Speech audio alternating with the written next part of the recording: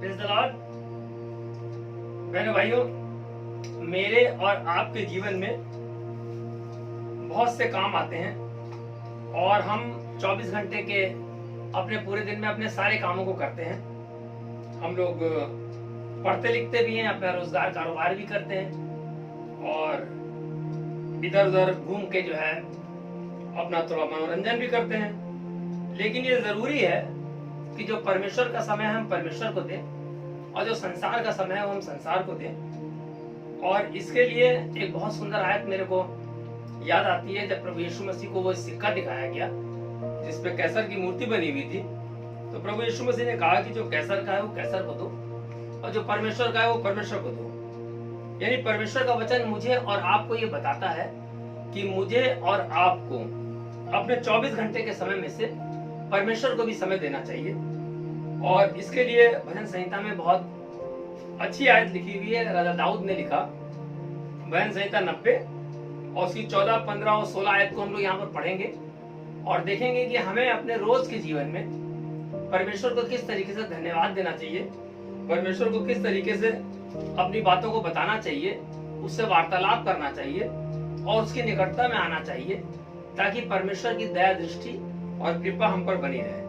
तो आइए इस आयत को हम लोग देखेंगे, भजन संहिता 90 और उसकी 14, 15 और 16 आयत। और यहाँ पे लिखा हुआ है, भोर को हमें अपनी करुणा से तृप्त कर कि हम जीवन भर जय जयकार और आनंद करते रहें। जितने दिन तू हमें दुख देता आया है और जितने वर्ष हम क्लेश भोगते आए हैं, उतने ही वर्ष हमको आनंद दे।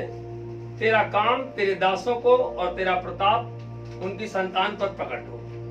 बहनों भाइयों, इन तीनों आयतों में हम ये पाते हैं कि परमेश्वर से दाऊद ये विनती कर रहा है कि जब सुबह हो जाए तो तेरी करुणा हमारे ऊपर आ जाए और हम जीवन भर तेरा जय जयकार करें। और भोर होते ही जब हम तुझे धन्यवाद दें आने वाले दिन के लिए कि प्रभु तूने हमें एक नया दिन दिखाया है, तो हम तृप्त हो जाएं, तेरी करुणा से तृप्त हो जाएं। और उस तृप्ति के कारण, यानी जो हमें जो संतोष होगा, जो हमें सुकून और शांति मिलेगी, उसके द्वारा हम जीवन भर तेरा जय जयकार करते रहें, अपने हाथों को उठाकर तेरी महिमा करते रहें और आनंदित रहें। और इसमें दूसरी आयत में उसने परमेश्वर से कुछ मांगा है कि जितने दिन तू हमें दुख देता है। दाऊद अपने जीवन काल में बहुत भटकता रहा, राजा साउल से बच के भागता रहा, परमेश्वर ने उसकी रक्षा की, शाऊल के पुत्र योनातान ने उसकी मदद करी और इसके अलावा दाऊद ने तमाम लड़ाइयों को भी लड़ाया। तो वो परमेश्वर से अनुरोध करता है कि जितने वर्ष हम क्लेश भोगते आए हैं, उतने वर्ष हमें आनंद दे। जैसे कि इजरायली जाति को हम लोग देखते हैं कि जब वो मिस्रियों के गुलाम हो गए थे, उन्होंने कितने वर्षों तक अपने आप को कष्टों में डाला, लेकिन परमेश्वर ने जब उनकी चिल्लाहट को और गिड़गिड़ाहट को सुना, तब परमेश्वर ने उनको और उनकी संतानों को आशीष दिया। और इसमें जो 16वीं आयत है वो बताती है कि तेरा काम तेरे दासों को और तेरा प्रताप उनकी संतान पर प्रकट हो। यानी परमेश्वर जब करुणा करता है और दया करता है और अपने लोगों की गिड़गिड़ाहट और प्रार्थना को सुनता है, तो उसके जो महान कार्य हैं, उसकी जो महान दया और भलाई है और जो हमें तरक्की पे ले जाना चाहता है, वो मेरे पर और हमारी संतानों पर प्रकट होती है। जैसा कि हम लोग देखते हैं कि जब इस्राएल चले आए मिस्र से और उसके बाद उन्होंने कितनी तरक्की करी, और राजा दाऊद के बाद राजा सुलेमान, जिसका नाम आज भी लिया जाता है।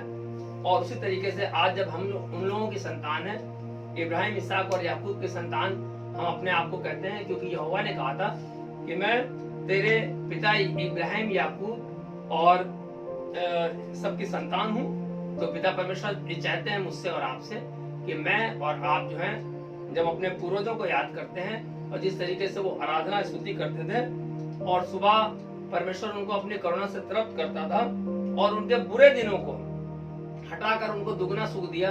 जैसे कि हम लोग अय्यूब के बारे में देखते हैं, याकूब के बारे में देखते हैं, इतना अकाल पड़ा लेकिन उसका पुत्र यूसुफ पहले ही वहां पर चला गया था कि परमेश्वर ने आशीष दी कि उनको भूखे नहीं मरना पड़ा। दाऊद को उसने आशीष दी, इस तरह सुलेमान को उसने आशीष दी और इस तरह पीढ़ी दर पीढ़ी करते हुए आज हम लोग जो परमेश्वर के वंशज और उसके वारिस हैं, उन दुखों को भूल गए हैं और परमेश्वर मुझे और आपको भी सुखी कर रहा है और हमारी संतानें जो हैं उस पर भी उसकी दया हमेशा प्रकट रहेगी और मैं और आप उसके प्रताप का हमेशा बखान करते रहेंगे। इन सभी वचनों के द्वारा प्रभु आपको बहुत आशीषित करें। जय मसीह।